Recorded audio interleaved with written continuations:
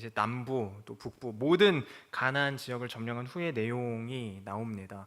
우리가 그동안에 10장을 쭉 나눴었는데 그 10장의 내용이 가나안 가운데로 이스라엘이 들어와서 남쪽 지방을 정복한 내용이었고, 11장에서는 이제 나머지 북쪽 지방을 점령한 내용이 이어지고, 그렇게 11장 12장을 지나면서 정복이 어떤 식으로 얼마나 어떻게 이루어졌는지에 대해서 정리하는 내용이 나옵니다. 그러니까 이제 남쪽과 북부 어느 그 전반적인 대체적인 지역을 다 점령을 해놓은 상태에서 여호수아에게 13장에 들어서 하나님이 다시 한번 말씀을 주시는 거죠. 여호수아의 인생을 하나의 어떤 스토리가 담긴 책으로 본다면 흐름상 그의 인생의 서사는 그렇게 정복이 남쪽 북쪽 어느 하나 빠짐없이 아름답게 잘 되었더라 하고 그렇게 멋있게 마무리되는 것이 좋아 보이고 또 자연스러워 보입니다, 흐름상. 그러나 오늘 본문에서는 그렇게 깔끔하게 뭔가 아름다워 보이게 마무리되지 않고 다시 한번 뭔가가 또 시작되어야 하는 것처럼 이어집니다. 우리는 보통 하나님을 생각할 때 이 나보다 나를 더 잘 아시는 하나님이라는 표현을 많이 쓰잖아요. 맞죠? 그렇게 나보다 더 잘 아시는 하나님이 오늘 이 13장에 들어선 여호수아도 당연히 잘 아셨습니다. 그가 어떤 상황이고 어떤 형편이고 어떤 지금 처지인지, 얼마나 지쳐있고 나이가 어떻게 들어있는지 이런 것들을 다 알고 계셨다는 거예요. 그가 이제는 나이가 많아 늙었고 기력이 예전 같지 않다는 것을 여호수아 자신만큼이나 하나님이 아셨습니다. 특별히 여기서 늙었다라고 표현된 이 단어는 나이가 많다, 뭐 나이 많이 먹었다 이런 정도가 아니라 사실 생명이 이제 멎을 날이 얼마 남지 않았다, 그러니까 죽을 날이 거의 다 되었음을 뜻하는 표현이거든요. 근데 하나님이 그걸 아셨다는 말입니다. 1절인데요 우리 함께 읽겠습니다. 시작. 여호수아가 나이가 많아 늙음에 여호와께서 그에게 이르시되 너는 나이가 많아 늙었고 얻을 땅이 매우 많이 남아있도다. 큰 틀로 보았을 때 앞서 말씀드렸던 것처럼 이스라엘 백성들이 가나안 땅에 성공적으로 들어가기는 했습니다. 그런데 뭐 북쪽 남쪽 점령을 전반적으로 했다고 쳐도 사실 아직도 점령하지 못한 성읍들, 하나하나의 성읍들이 그 안에 여러 남아 있었습니다. 여호수아가 이제 110세에 죽거든요. 110세에 죽게 되는데 아마 이 말씀을 듣게 되었을 때가 적으면 80대 중반에서 많으면 100세까지로 봅니다. 그렇게 보면 정말 얼마 안 남은 거죠. 기력이 쇠할 때까지 쇠한 상태인 겁니다. 나이가 많아서 이제 직접 모든 전쟁에 참여하기 어려운 상황이 되었습니다. 그래서 오늘과 같은 말씀을 주시는 건데, 무슨 말이냐면 이제는 예전과는 다른 방식의 배려가 필요한 나이가 되었다는 말입니다. 하나님도 그렇게 여호수아를 생각하신다는 것이죠. 그러면 어떤 상황, 어떤 말씀을 기대하게 됩니까? 내 나이가 이렇게 찼는데 배려를 받을 나이가 된 것 같은데, 그러면 어떤 기대를 하게 되죠? 하나님이 이렇게 말씀해 주시면 좋겠다라고 생각을 하겠죠. 너는 그동안 정말 고생도 많이 했고 믿음 따라서 진짜 잘 살아왔다. 여호수아랑 갈렙만이 가나안에 들어서요 광야를 지나던 모든 백성들 1세대는 다 죽어버리는데 그 두 사람만 지나오거든요. 그 모든 과정들을 다 겪은 거죠. 너무 고생 많았다. 이제부터는 내가 나머지 뭐 일들은 알아서 할 테니까 너는 편히 쉬어라, 노후를 누려라, 이런 말들, 이런 뉘앙스의 말들을 기대하게 될지도 모릅니다. 그동안 해온 게 있는데 그 정도는 기대할 수 있지 않을까 하는 마음이 든다는 말이죠. 그런데 하나님이 이렇게 말씀하십니다. 오늘 말씀에 이제 6절 7절을 지나면서 이렇게 말씀을 하시는데, 이 남은 땅은 이러하니로 시작을 하죠. 바로 남은 땅은 이러한데 블레셋 사람의 모든 지역과 2절이요 그슬 족속의 지역과 등등등 쭉 해서 5절까지 쭉 나오죠. 정말 많은 지역의 땅들을 내가 지금까지 그랬던 것처럼 너희 백성을 인도해내서 쫓아낼 테니까 너는 나의 새로운 명령을 받아라. 그 명령이 뭐냐면 그 땅을 이스라엘에게 분배하여 기업이 되게 하는 것이다, 이렇게 말씀을 하신다는 거예요. 6절 7절 같이 보겠습니다. 6절인데요. 또 레바논에서부터 미스르못 마임까지 산지의 모든 주민 곧 모든 시돈 사람의 땅이라 내가 그들을 이스라엘 자손 앞에서 쫓아내리니 너는 내가 명령한 대로 그 땅을 이스라엘에게 분배하여 기업이 되게 하되 너는 이 땅을 9지파와 브낫의 반 지파에게 나누어 기업이 되게 하라 하셨더라. 쉬어라가 아니라 고생했다, 그만 됐다, 쉬어라, 이게 아니라 새로운 미션을 주시죠. 땅을 분배하라. 근데 재밌는 게 이 땅은 아직 정복한 땅이 아닙니다. 아직 완전히 우리 것으로 수복한 그 땅이 아니라 앞으로 남아있는 정복해야 할 땅이라는 것이죠. 그러나 이미 얻은 것처럼 미리 분배하게끔 명령을 주시는 겁니다. 그러면서 잊지 않고 이스라엘이 앞으로 싸울 텐데 지금까지 그랬던 것처럼 내가 함께 할 거고 내가 쫓아낼 거다, 너네가 쫓아내라, 이게 아니라 내가 쫓아낼 거다 라고 표현을 하신다는 거죠. 그렇게 여호수아가 직접 모든 전쟁에 다 참여하는 것은 아닐지라도 여전히 살아갈, 또 남아있을 백성들에게 일깨워주라는 미션도 같이 함께 주시는 겁니다. 여기서 여호수아가 만약에 이 모든 말씀을 자기에게 어떤 일로, 그러니까 일로 뭔가가 주어졌다거나 아니면 자기 힘으로 어떤 완성된 결과를 만들어내야 한다고 생각했다면 답답하고 숨이 막혔을지도 모릅니다. 우리가 가진 에너지라는 건 한계가 있는데 끝없이 그 이상의 주문을 받을 때 우리는 지치고 퍼지거든요. 그만 좀 해도 될 텐데 왜 이렇게 한편으론 배려를 안 해주시는 것 같지? 도대체 왜 나한테 이렇게까지 끝까지 하게끔 하시지? 나 하나님 믿는다니까요. 왜 이렇게까지, 아니 이거 믿는다니까요. 이렇게 이야기하고 싶고 그런 생각이 들게 됩니다. 그러나 우리가 잘 알듯이 여호수아는 지금껏 그래왔듯 이 모든 과정들을 비꼬거나 아니면 왜곡해서 생각하거나 판단하지 않습니다.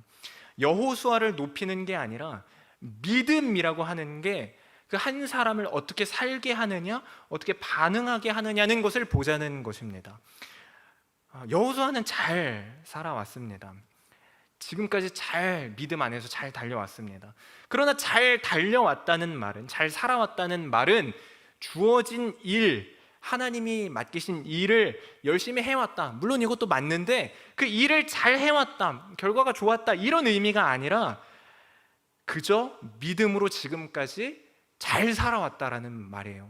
그러니까 이게 중요한 포인트인데요. 굉장히 중요한 포인트인데 믿음이라고 하는 건 결과를 만들어내죠. 우리의 반응을 이끌어냅니다.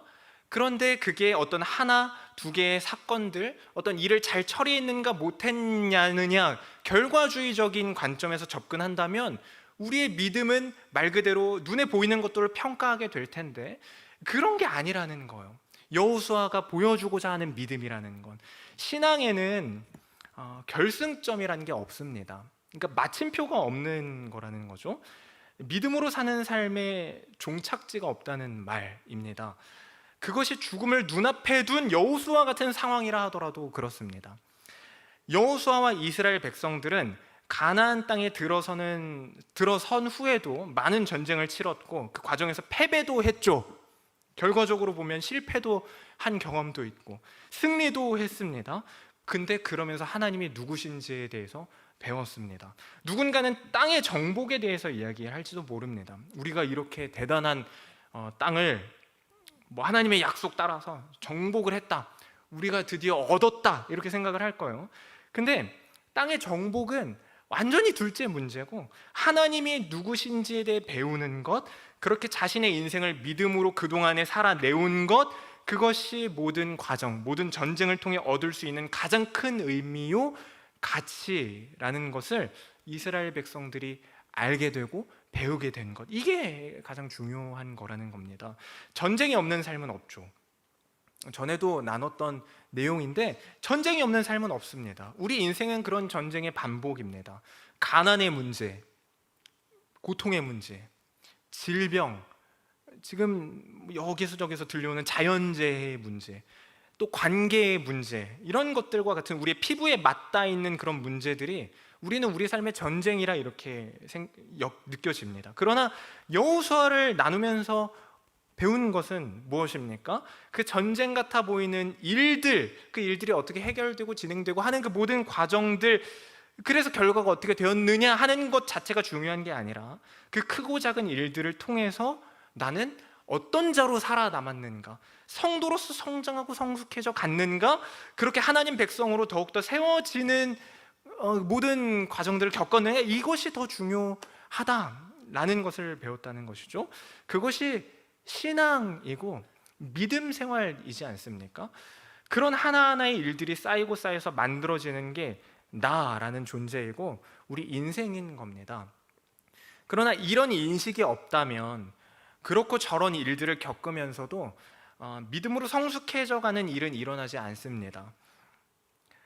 누군가는 표현대로 전쟁과도 같은 그 일들 때문에 좌절하고 그래서 회의감을 갖죠. 그러면서 오히려 한 발자국 뒤로 퇴보하면서 자기의 인생을 저주하기도 하고 때로는 포기하기도 합니다. 얼마 전에 교회에 예전에 같이 다녔던 친구가 한 명 있는데 연락이 왔습니다. 정말 열심히 다녔던 친구인데 말 그대로 열심히 다녔습니다. 셀 리더 같은 것도 하고, 저희 교회 아니고 임원 같은 것도 하고, 수련회니 뭐니 이런 것들을 참여하는 것뿐만 아니라 전도도 막 열심히 하고 그렇게 살아왔던 것 같아요, 들어보면.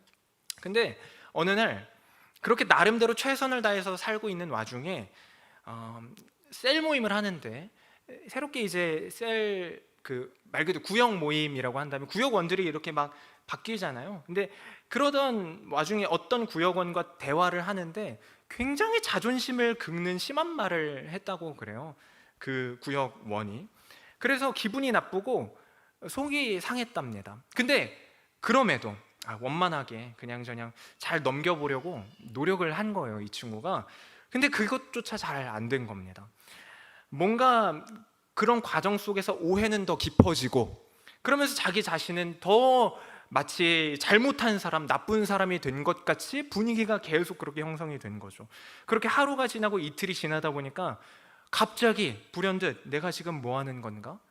진짜 다 지치고 그만하고 싶다라는 생각이 들었습니다. 그리고 하나님 믿는 사람으로 내가 진짜 신앙으로 잘 살아보려고 다 한 건데, 노력한 건데 안 되겠어서 이런 표현을 했어요. 공황장애가 올 것 같다, 이런 표현까지 하더라고요. 근데 그 뒤로 그렇게 십수년을 다녔던 교회를 끊고 쉬기로 결정했다. 이게 그 대화의 결론이었습니다. 그 선택의 결론. 그때 한 가지 생각이 들었습니다. 쭉 들으면서 신앙으로 잘 살아보려고 노력을 했다라고 이 친구는 표현을 했는데, 신앙으로 잘 살아보려고 노력했다는 게 과연 뭘까? 이런 생각이 든 겁니다. 신앙, 믿음이라는 건 하나님을 믿는 거잖아요. 하나님을 믿어도 사람 간의 관계가 깨질 수가 있죠, 당연히. 하나님이 먼저 그 순간을 통하면서 하나님이 먼저 너 손 내밀고 용서 한번 해봐, 이걸 통해서 예수 그리스도의 사랑이 뭔지를 한번 배워봐, 이런 식으로 마음을 주실 때 그거 하면 되는 거거든요. 그리고 그걸 보고 믿음이요 신앙으로 사는 삶이라고 하는 건데, 우리가 그렇게 한다 그래서 사람의 마음이 바뀝니까? 쉽게? 사람의 마음을 바꾸고 관계를 회복시키는 건 하나님이 하실 일이죠. 그렇게 되고 안 되고가 아니라 하나님이 말씀하신 대로 살아내는 것이 전부인 건데, 그게 신앙생활인 건데, 이 친구가 어쨌건 노력을 했다라고 표현을 하고 나서 그 결론이 그러므로 앞뒤가 안 맞는 결론인 겁니다. 왜 그럴까요? 내 안에서 정말 죽어도 그렇게 손 내밀기 싫은데 나를 깨고 하나님의 말씀을 붙잡는 연습을 하는 그 과정이 신앙생활이라고 한다면, 그런데 그 결과적으로 그러므로 더 지치게 되고 더 낙심할 만한 상황이 놓이게 되었기 때문에 교회를 끊고 쉬기로 결정했다는 것은 엄밀히 따지면 신앙을 해보려고 노력한 게 아니라 그냥 관계를 회복하려고 노력을 한 것이고, 그동안에 열심히 내가 믿음 생활하려고 노력했다라고 표현은 했지만 어떻게 보면 열심히 교회 다니면서 종교 생활하면서 그게 하나님을 잘 믿는 건 줄로 착각하고 있었던 것은 아닌가 하는 말인 겁니다. 이런 이야기가 우리와 무관한 이야기가 아닙니다. 안타깝게도 주변에서 계속해서 일어나고 반복되는 너무 익숙한 이야기입니다. 왜 그럴까요? 믿음이 뭔지, 신앙이 뭔지, 그리고 종교 생활이 뭔지에 대해서 정리가 되지 않았기 때문에, 그 둘을 동일시해서 생각했기 때문입니다. 요한복음 3장 16장 유명한 구절이죠. 하나님이 세상을 이처럼 사랑하사 독생자를 주셨으니 이는 그를 믿는 자마다 멸망하지 않고 영생을 얻게 하려 하심이라. 믿음은 곧 생명이다, 이 말을 하는 건데, 믿음은 곧 생명입니다. 지쳐서 쉬고 싶다라고 표현을 할 때 종교적 행위에 대해서 그렇게 할 수 있어요. 그러니까 그냥 막 말을 하자면 그렇게 표현할 수 있을지도 모르죠. 내가 하나님 정말 믿는데 팔이 도저히 너무 아파서 기타를 칠 수가 없습니다. 내 지금 기타 이거 치고 있는데, 그러므로 조금 쉬고 싶습니다. 말이 되죠? 이게 왜 말이 안 됩니까? 그렇게 사용할 수 있죠. 근데 교회를 끊고 신앙생활을 안 하겠다, 잠깐 쉬겠다, 나중에 뭐 다시 갈 수도 있고 뭐 그렇지만, 그럴 수도 있겠지만 일단 지금은 좀 아무것도 신경 쓰고 싶지 않다라는 식으로 표현될 수는 없다는 겁니다. 기본적으로 사람은 숨을 쉴 때 노력하면서 숨을 쉬게끔 창조되지 않았습니다. 그냥 숨을 쉬는 거죠. 숨을 쉬어야 삶이 있는 거고 그게 생명이잖아요. 그런데 그게 힘들어서 숨을 쉬지 않겠다라고 말하는 말은 아주 이상한 말인 겁니다. 그러니까 그 인식, 믿음이 뭔지, 오늘을 어떻게 살아내라 할 때 거기에 들어가는, 내가 말하고 있는 그 노력이라는 말이 뭔지에 대해서 정리를 해야 되는 것이죠. 믿음은 구원이요 생명입니다. 반대는 죽음일 뿐입니다. 다시 돌아가서, 그래서 우리의 인생은 전쟁인 겁니다. 그런데 그건 신자나 불신자나 다 마찬가지입니다. 관계 때문에 지치고 피곤해서 지치고 그럴 수 있습니다. 아니, 그게 당연합니다. 우리가 그 한계가 있는데요. 우리 감정도 그렇고 에너지도 마찬가지죠. 그리고 그런 인생 속에서 하나님이 그런 너의 인생 속에 거하겠다, 너를 통해 일하겠다라고 말씀하신 겁니다. 그런 만큼, 그러면 그런 일들을 겪는다는 것은 어쩌면 내가 하나의 기회를 받은 거구나, 내가 이걸 통해서 하나님의 백성으로 더 살아내라고 하나님이 부르시고 계시구나라고 정리해 볼 수 있게 되는 겁니다. 그러니까 내가 잘하고 있는 거구나라고 표현할 수도 있는 거라는 거죠. 당연한 일을 겪고 있다는 그 인식이 없으면요, 우리는 이상한 결정을 하게 됩니다. 그러니까 말씀을 보고 예배 드리면서 우리는 더욱 생각하는 그리스도인이 되어야 합니다. 지난 주일에 가슴으로만이 아니라 머리로 하나님을 아는 지식을 채워가는 것이 중요하다, 우리의 신앙은 정점이 아니다, 말씀했던 그 말씀을 기억하면서 살아내야 되는 것이죠. 그래야 속지 않을 수 있습니다. 이건 세상에 속는 게 아니라 자기 자신한테 속는 것에 더 가깝거든요. 그래서 오늘 이 여호수아, 나이가 많아 늙었는데 나도 다 아는데, 그러면서도 다 알면서도 새로운 명령을 주시는 하나님의 이 말씀이 너무하게 들리지 않는 거예요. 오히려 감사하게 들리는 겁니다. 나이가 들어 죽을 때가 가까운 여호수아에게 새로운 길을 걷게 하시는 걸 보면서 하나님은 나의 삶을 끝까지, 아니 영원까지 인도하고 함께 하시는구나라는 생각이 드는 겁니다. 그러므로 오늘 본문은 하나님이 한 사람을 그냥 인간적인 표현으로 오징어 쥐어 짜듯이 끝까지 써먹으려는 식으로 그러니까 되게 이상한 생각인데, 그렇게 생각하니까 우리는 무례한 요구라고 생각을 하게 되는 것인데, 그렇게 무례한 요구를 하신다는 내용이 아니라, 감정이 상하고 답답하게 들릴 만한 내용이 아니라, 오히려 하나님이 여호수아를 배려하는, 그리고 끝까지 사랑하고 있다는 것을 보여주는 본문인 겁니다. 하나님은 여호수아를 배려하고 있는 거예요. 너 고생 많이 했으니까 그만 쉬어라가 배려가 아니라, 너 끝까지 내가 함께 하겠다, 계속해서 나아가봐, 너의 그 끝날이라고 하는 것은 그냥 말 그대로 인간적인 끝, 그게 아니라 그냥 믿음으로 사는 그 삶을 계속 살아봐, 이렇게 말씀을 하시는 것이죠. 그러므로 배려인 겁니다. 가만히 내버려 두지 않으시는 것, 그것이 하나님의 사랑이요 이끄심입니다. 말씀을 정리하겠습니다. 우리는 난 하기 좀 어렵다, 내가 어떻게 하느냐 하면서 아이고 한탄스럽다, 이런 표현들도 서슴지 않고 때로는 그렇게 표현을 합니다. 그게 죽기 전에 다 늙고 진짜 지쳐서 더 이상 한 발자국도 나아가라고 말하는 게 미안할 지경인 그런 여호수아라면 더 그럴 만한 표현일지도 몰라요. 여호수아라면 그런 표현을 쉽사리 할 수 있을지도 모르죠. 그러나 그렇게 하지 않죠. 뒤에 유명한 구절, 갈렙이 85세 때 이산지를 내게 주소서 했던 그 마음과 같은 맥락에서, 근데 그게 말 그대로 단순히 어떤 사역에 참여하고 말고 그런 게 아니라 믿음을 이야기하는 겁니다. 믿음으로 사는 사람의 인생이 어떤 건지를 잘 생각해 보라는 거죠. 나이, 건강, 가지고 있는 돈, 뭐 빚이 얼마고, 형편이 어떻고, 관계가 어떻게 깨졌고 그래서 뭐를 같이 하자 하기 힘들고, 뭐 어떤 것이건 똑같습니다. 어떤 상황이건 무엇이건 다 똑같습니다. 하나님의 백성으로 살기 싫다고 말하지 말아야 합니다.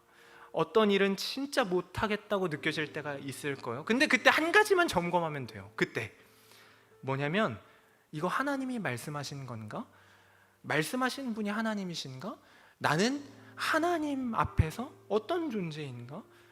나는 성도인가? 이 질문을 하는 것이죠. 그러면 끝난 겁니다.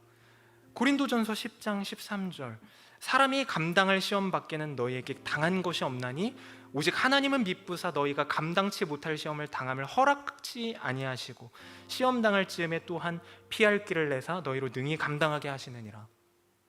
말씀을 주신 분이 하나님이십니다. 우리는 그러므로 생각하는 그리스도인이 되어야 합니다. 우리의 인생을 살아낼 때 그렇게 생각해야 합니다.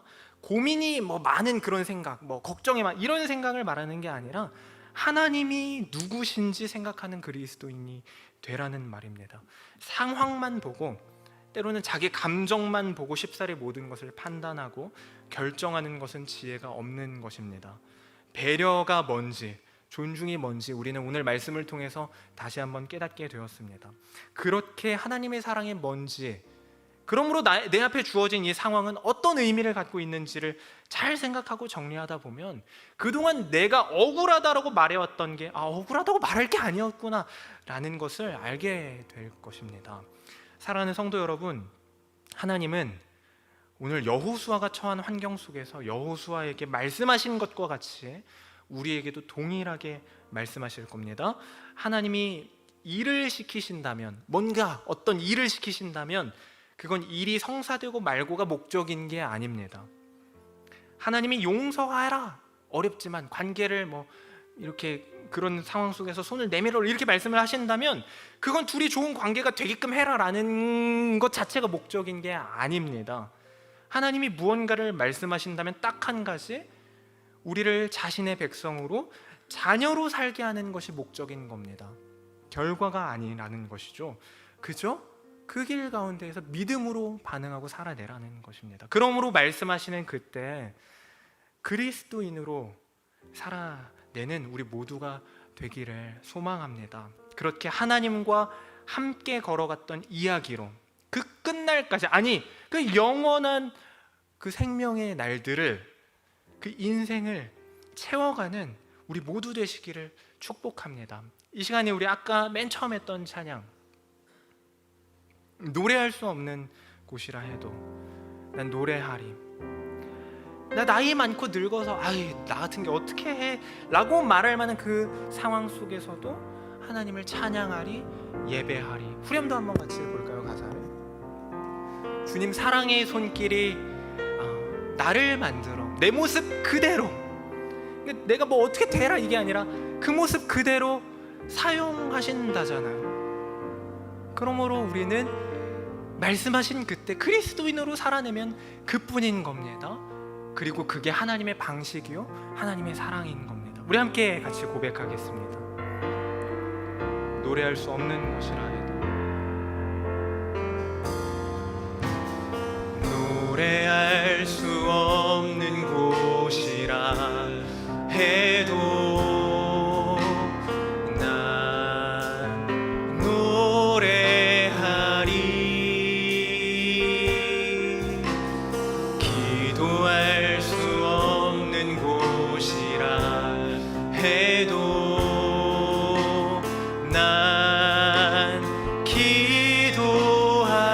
다시 한번 고백할까요? 노래할 수 없는 곳이라 해도, 노래할 수 없는 곳. 사실 노래할 수 없는 곳이라는 것은 없는 겁니다. 난 노래하리. 기도할 수 없는 곳이라 해도, 기도할 수 없는 곳이라 해도 난 기도하리. 주님 사랑의 손길이, 주님 사랑의 손길이 나를 만들어 내 모습 이대로 사용하여 주시네. 흐트러진 마음을 만지시어 이끄시는 곳 어디라도 난 주님 사랑의 손길이 나를 만들어, 주님 사랑의 손길이 나를 만들어 내 모습 이대로 사용하여 주시네.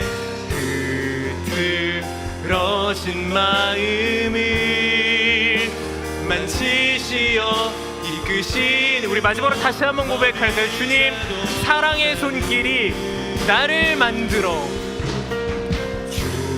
주님 사랑의 손길이 나를 만들어 내 모습 이대로 사용하여 주시네. 흐트러진 마음을 만지시어 이끄시는 곳 어디라도 나는 노래하리. 우리 이 시간 잠시 같이 기도하기 원합니다. 하나님, 우리에게 말씀하실 때 계속 보이는 나의 상황, 나의 관계, 나의 성격, 나의 감정, 이런 것들 때문에 그래서 답답하고 억울하다 말했습니다. 하나님, 그러나 오늘 말씀 속에서 여호수아와 이스라엘에게 주시는 말씀하시는 이 말씀을 통해서 보게 하신 그것을 보게 하여 주시옵소서. 믿음으로 그 순간순간 살아내면 그뿐인 거구나. 하나님이 나를 그 자리에 머물게 버려두시지 않고 나를 계속 자녀로 부르시고 사랑한다 말씀하시는 중이었던 거구나. 그러므로 나는 괜찮은 거구나. 뭔가를 이뤄내고 말고를 떠나서 그저 그러므로 그렇게 하면 되는 거구나, 그렇게 가면 되는 거구나, 이렇게 고백할 수 있도록 주님 붙들어 주시옵소서. 우리를 인도해 주시옵소서. 우리 연약함을 들어 주님의 일을, 우리를 사용해서 하시는 그 주님의 일을 보게 하여 주시옵소서. 우리 잠시 한 1, 2분 정도 같이 기도하겠습니다. 말씀을 기억하면서 잠시 같이 기도합니다.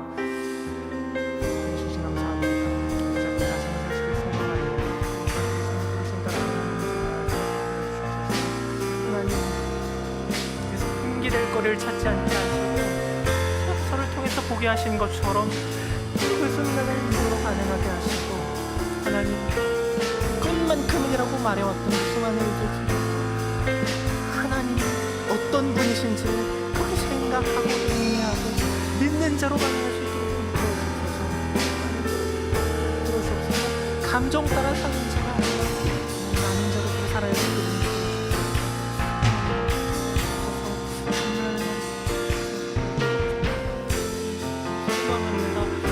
발버둥이라면 그렇게 발버둥 치는 자 되기를 소망합니다.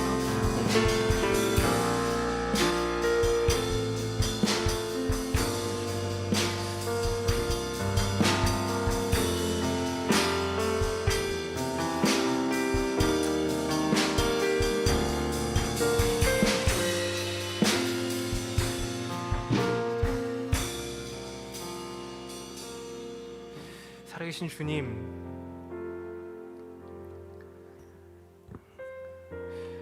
우리가 처해 있는 그 모든 일들, 당면한 맞닥뜨린 모든 상황들, 그곳 가운데 하나님이 함께 하신다는 것을 기억하기 원합니다. 그리고 그 하나님이 어떻게 우리를 지으셨고 어떻게 얼마나 완전하신 분이시며 우리를 구원하신 분이시고 우리를 그렇게 이끄시는 분이신지를 보기를 원합니다. 매 순간 이러므로 지쳐서 포기하고 싶고 그러므로 억울하고 라고 말했던 모든 입술의 말들을 이제는 믿음의 고백으로 바꾸게 하시고 매 순간 끝까지 어떤 것이라 하더라도 하나님을 예배하는 것을, 기도하는 것을, 찬양하는 것을 막게끔, 멈추게끔 할 수 없다는 것을 또 아는 자로 그렇게 살아갈 수 있도록 주님 함께하여 주시옵소서. 그렇게 생각하는 그리스도인, 믿음으로 살아내는 우리 인생 될 수 있도록 주님 인도하여 주시옵소서. 감사드리며 예수님 이름으로 기도합니다. 아멘. 우리 이 시간 함께 주기도문으로 예배를 마치도록 하겠습니다. 주기도문합니다. 하늘에 계신 우리 아버지여, 이름이 거룩히 여김을 받으시오며 나라가 임하시오며 뜻이 하늘에서 이루어진 것 같이 땅에서도 이루어지이다. 오늘 우리에게 일용할 양식을 주시옵고 우리가 우리에게 죄 지은 자를 사하여 준 것 같이 우리 죄를 사하여 주시옵고 우리를 시험에 들게 하지 마시옵고 다만 악에서 구하시옵소서. 대개 나라와 권세와 영광이 아버지께 영원히 있사옵나이다. 아멘.